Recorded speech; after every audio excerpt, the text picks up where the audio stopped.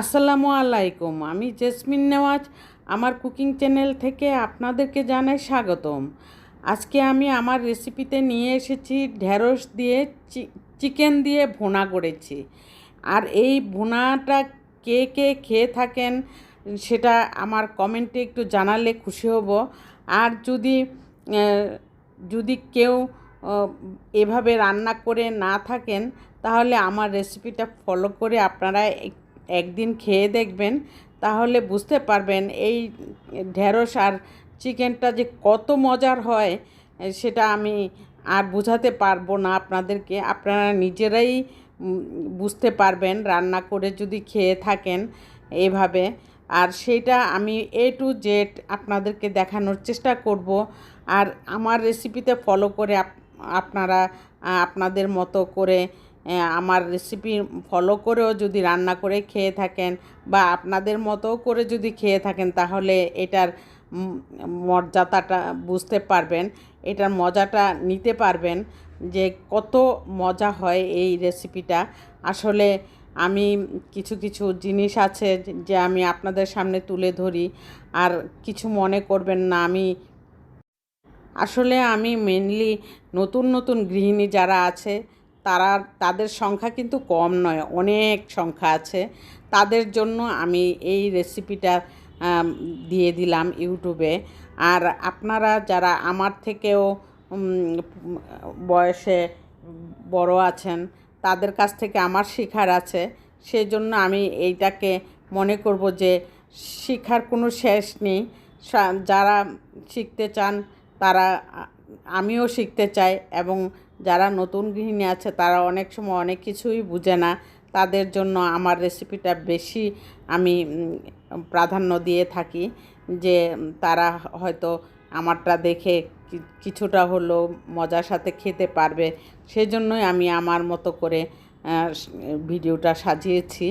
আর আমি এখানে প্রথমেই বসিয়ে দিলাম একটি সসপ্যানের মধ্যে আমি হাফ কাপ তেল দিয়ে দিয়েছি। তেল দেওয়ার পরে পেঁয়াজও দিয়ে দিয়েছি, 2টা পেঁয়াজ এখানে কেটে দিয়েছি। আর বেশি পরিমাণে না, অল্প পরিমাণে আমি রান্না করব, সেই জন্য এই পেঁয়াজটা একটু বাদামি কালার হয়ে আসলে তারপর আমি মশলা দিয়ে দিব। মশলার মধ্যে হলুদের গুঁড়াটা আমি দিয়ে প্রথমেই তারপরে আমি পানিটা দিয়ে দিব, কারণ হলুদের গুঁড়াটা একটু ভাজা হয়ে আসলে পানিটা দিলে হলুদের কাঁচা গন্ধটা আর থাকবে না। সেই জন্য আমি এখানে প্রথমেই হলুদের গুঁড়াটা দিয়ে দিব, হলুদের গুঁড়া আর মরিচের গুঁড়া, তারপরে দিব ধনিয়ার গুঁড়া। এগুলি আমি দিয়ে অল্প পরিমাণে পানি দিয়ে দিব যাতে মশলাটা কষিয়ে আসার পর আমি চিকেনটা দিয়ে দিব। এখানে আদা রসুনের শেষ হয়ে গেছিলো আদা রসুনটা, সেই জন্য আমি এখানে আদা রসুন পেস্টটা একটু পাতলা হয়ে গেছে। আর তারপর আমি দিয়ে দিলাম মরিচের গুঁড়া দেওয়ার পর আমি দিব এখানে ধনিয়ার গুঁড়া দেওয়ার পর আমি এখানে ভাজা জিরার গুঁড়াটা দিয়ে দিব। ভাজা জিরার গুঁড়া দেওয়ার পর আমি লবণ দিয়ে মশলাটা ভালো করে কষিয়ে নিব। মশলাটা কষিয়ে নেওয়ার মধ্যেই তরকারিটা টেস্ট বেশি হয়ে যায়। আর সেই জন্যই আমি মশলাটা একটু কষিয়ে নিলাম। কষিয়ে নেওয়ার পর আমি এখানে চিকেনটা দিয়ে দিব।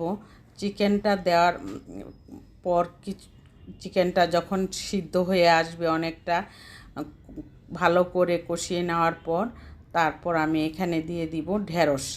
আর চিকেনটা ভালো করে কষিয়ে নেওয়ার জন্য আর কোনো পানি ব্যবহার করব না। আমি এখানে এই পানির মধ্যেই আমি চিকেনটা সিদ্ধ হয়ে যাওয়ার মতো করে ভালো করে মোটামুটি একটা সিদ্ধ করে নিব। আর এই সিদ্ধটা করার একান্তই দরকার, কারণ হলো ঢেঁড়সের তরকারিটা কিন্তু একদমই সফট থাকে, একদমই দেওয়ার কিছুক্ষণ পরেই সিদ্ধ হয়ে যায়। সেজন্যই আমি এখানে চিকেনটা একটু সিদ্ধ করে নিলে তখন ঢেঁড়সটা দেওয়ার পর মানে মিলেমিশে সুন্দর হয়ে একটা তরকারি সুন্দরভাবে দেখা যাবে এবং খাওয়া যাবে। আর ঢেঁড়সটাও বেশি গলে যাবে না। আর না হয় কিন্তু এই মুহূর্তে যদি আমি ঢেঁড়সটা দিয়ে দিই তাহলে কিন্তু একদমই গলে যাবে। সেজন্য আমি কিছুক্ষণ অপেক্ষা করব যে চিকেনটা একটু ভালো করে কষিয়ে নেওয়ার পর আমি এখানে ঢেঁড়সটা ছেড়ে দিব। ঢেঁড়সটা কেটে কুটে ধুয়ে রেখেছি আমি। তারপর আমার চিকেনটা একদম ভালো করে একটু কষিয়ে এসেছে। আসার পর এখন আমি একটু নাড়াচাড়া করে দেখলাম যে চিকেনটা কেমন সিদ্ধ হয়েছে। মোটামুটি সিদ্ধ হয়ে গেছে। এখন আমি দিয়ে দিব ঢেঁড়স। ঢেঁড়স কেটে ধুয়ে রেখেছিলাম। এই ঢেঁড়সটা এখন দিয়ে কিছুক্ষণ আমি জাল করে নিব। জাল করে নেওয়ার পরে আমি ঢেকে রাখবো না, কারণ ঢেকে রাখলে ঢেঁড়সটা সাদা হয়ে যাবে, তরকারির কালারটাও চেঞ্জ হয়ে যাবে। সেজন্য আমি না ঢেকেই রান্না করব, কারণ চিকেনটা সিদ্ধ হয়ে গেছে, ঢেকে রেখেছিলাম। এখন আর ঢেঁড়সটা দেওয়ার পর আমি আর ঢেকে রাখবো না, আর তখনই ঢেঁড়সের কালারটা একদম সবুজ থেকে যাবে। সেই জন্যই আমি এভাবে ঢেঁড়স রান্না করে থাকি। ঢেঁড়সের তরকারির মধ্যে মনে হয়েছে যে আর একটু মরিচের গুঁড়া দরকার, কারণ চিকেন আর ঢেঁড়স মিলিয়ে মনে হচ্ছে যে একটু ঝাল হইলে ভালো হয়। একটু ঝাল না হলে কিন্তু এই তরকারিটা টেস্ট হবে না। সেই জন্যই একটু মরিচের গুঁড়াও আবার দিয়ে দিলাম। দিয়ে এখানে আমি অল্প পরিসরে পানি দিয়ে দিলাম। অল্প পরিসরে পানি দেওয়ার ফলে ঢেঁড়সটা আর চিকেনটা একদম সুন্দরভাবে সিদ্ধ হয়ে যাবে। আর এই সিদ্ধ হওয়ার ফলে কিন্তু চিকেনটাও নরম হয়ে গেল, ঢেঁড়সটাও সিদ্ধ হয়ে গেল। তখন খেতেও কিন্তু ভালো লাগবে। এর জন্য আমি এখন আর কোনো ঢাকনা দিয়ে ঢাকবো না। এভাবেই আমি নাড়াচাড়া করে চুলার আঁচটা মিডিয়াম হিটে রেখে জাল করতে থাকবো, আর সিদ্ধ হয়ে যাবে। এখন তরকারিটা একদম হয়ে গেছে।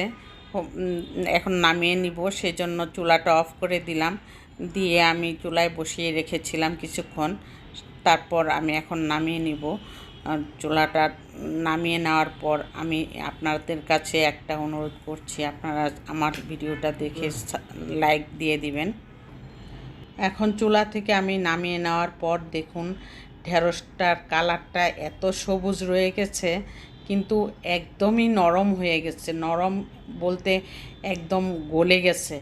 আর এই তরকারিটা খেতে অসাধারণ লেগেছে। আর আপনারা যদি খেয়ে থাকেন এভাবে রান্না করে তাহলেই বুঝতে পারবেন। আর আমার ভিডিওটা যদি ভালো লেগে থাকে তাহলে অবশ্যই সাবস্ক্রাইব করে অল বাটনে ক্লিক করে নোটিফিকেশান অন করে রাখবেন। আর কমেন্টে জানাবেন আমার ভিডিওটা কেমন হয়েছে। আর আপনাদের একটি লাইক অনেক আমার প্রয়োজন। আপনাদের কাছে অনুরোধ করছি আমার একটি লাইক এবং একটি সাবস্ক্রাইব করে আমাকে অনুপ্রাণিত করবেন। সেই জন্যই আপনাদের কাছে আমার এই আবদারটুকু আপনারা গ্রহণ করবেন।